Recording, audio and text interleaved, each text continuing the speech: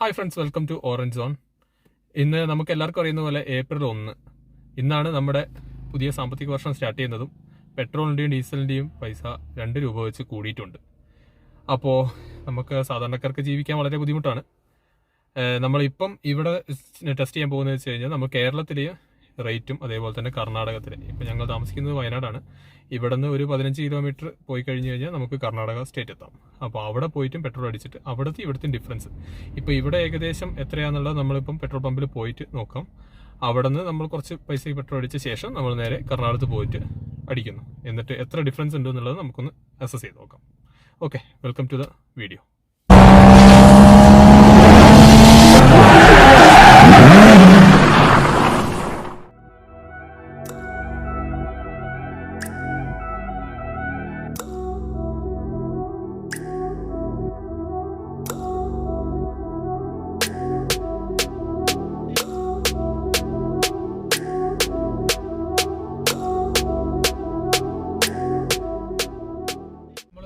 കർണാടകത്തേക്ക് പോയിക്കൊണ്ടിരിക്കുകയാണ്.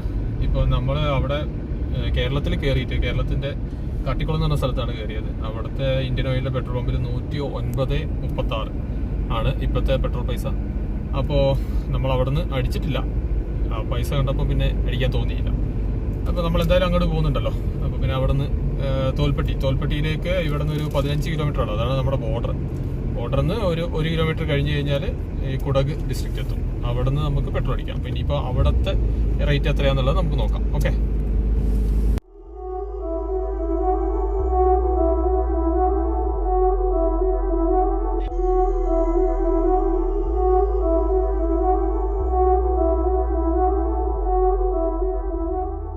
വിഷു ഒക്കെയാണ് വരുന്നത്. ഏപ്രിൽ 14 അല്ലേ?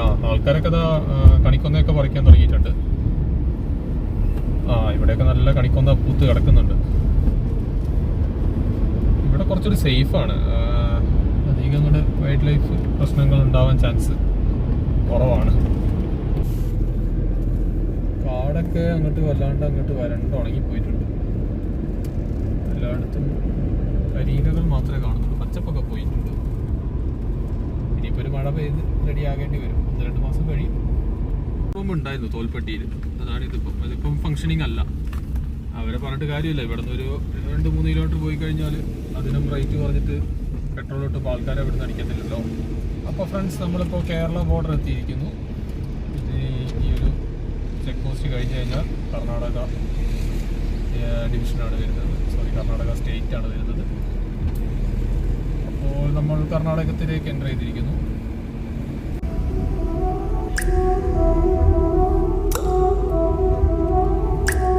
കർണാടകത്തിലെ റോഡിൻ്റെ അവസ്ഥയാണിത്. വളരെ മോശമാണ് ഈ ബോർഡറിലേക്കുള്ള റോഡുകൾ. ഇപ്പോൾ കേരളത്തിൽ നിന്ന് ഇങ്ങോട്ട് വന്നപ്പോൾ ഉള്ള ബോർഡർ വരെ എത്തുന്നുള്ള റോഡുകൾ നിങ്ങൾ കണ്ടതല്ലേ? നല്ല അടിപൊളി റോഡായിരുന്നു. നല്ല റബ്ബറൈസ് ചെയ്തിട്ടുള്ള, ലെവലൈസ് ചെയ്തിട്ടുള്ള റോഡായിരുന്നു. ഇത് കുറേ കാലമായിട്ട് ഇവിടേക്ക് ഒരു പണിയും നടന്നിട്ടില്ല എന്ന് തോന്നുന്നത്. ഈ ഒരു ഭാഗത്തേക്ക് കർണാടക സർക്കാർ അങ്ങനെ തിരിഞ്ഞു നോക്കുന്നില്ല എന്ന് തോന്നുന്നുണ്ട്. ഫുൾ പൊട്ടിപ്പൊളിഞ്ഞ റോഡാണ്.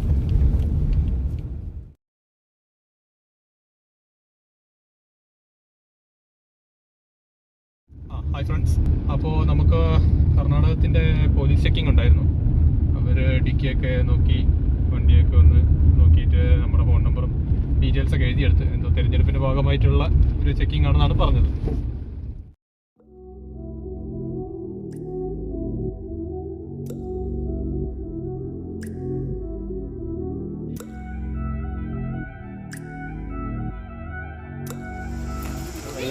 ഡീസലിന് 89.34. അപ്പോൾ ഏകദേശം ഒരു 6 രൂപയുടെ വ്യത്യാസം.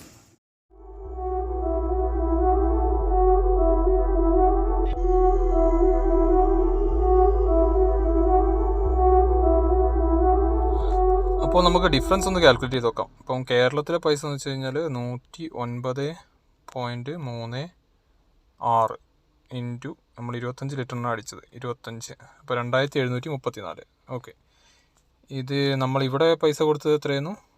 ഇവിടുത്തത് 103.54 ഇൻറ്റു 25, 2588.5. ഓക്കെ, 2588 കൂട്ടാം. ഓക്കെ, ഈ 2588 മൈനസ് 2734 188. സോ 146 രൂപ കുറവ് വരും. 25 ലിറ്റർ അടിക്കുകയാണെങ്കിൽ. അത് 30-35 ആകുമ്പോൾ അതിനനുസരിച്ച് റേറ്റ് എന്തായാലും ഡിഫറൻസ് ഉണ്ടാവും. ആക്ച്വലി ഇപ്പോൾ ഇവിടെ വന്നിട്ട് നമ്മൾ പെട്രോൾ അടിക്കുമ്പം നമുക്ക് ഇപ്പോൾ കാൽക്കുലേറ്റ് ചെയ്ത് നോക്കിയപ്പം 25 ലിറ്ററിന് 146 റുപ്യ കുറവേ ഉള്ളൂ. ഒരു 1.5 ലിറ്ററിൻ്റെ ഏകദേശം 1.5 ലിറ്ററിൻ്റെ അടുത്ത് ലാഭം നമുക്കുണ്ടാവും. പിന്നെ അവിടെ നിന്ന് ഇങ്ങോട്ട് വരുന്ന ചിലവുണ്ടാവും. അതായത് 15 കിലോമീറ്റർ അവിടെ നിന്നും ഇവിടെ നിന്ന് അങ്ങോട്ട് 15 കിലോമീറ്ററും കൂടി കാൽക്കുലേറ്റ് ചെയ്യുമ്പോൾ അത് അങ്ങോട്ട് കോമ്പൻസേറ്റ് ചെയ്ത് കിട്ടും.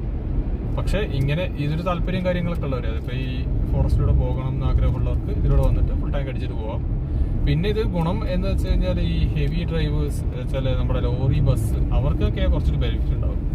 അവർ വന്നിട്ട് ഓൾമോസ്റ്റ് ഫുൾ ടാങ്ക് അടിച്ച് പോയി കഴിഞ്ഞാൽ അവർക്ക് നല്ല ലാഭം ഉണ്ടാവാനുള്ള ചാൻസ് ഉണ്ട്. അത് ലോങ് റൂട്ട്, അതായത് ഈ മൈസൂർ അങ്ങോട്ട് നോർത്തിലേക്ക് പോകുന്ന, ഇപ്പോൾ ബാംഗ്ലൂർ അങ്ങോട്ടൊക്കെ പോകുന്നവർക്കാണെങ്കിൽ കുറച്ചൊരു ബെറ്റർ ആയിരിക്കും ഇവിടെ നിന്ന് അടിച്ചിട്ട് പോകുന്നത്.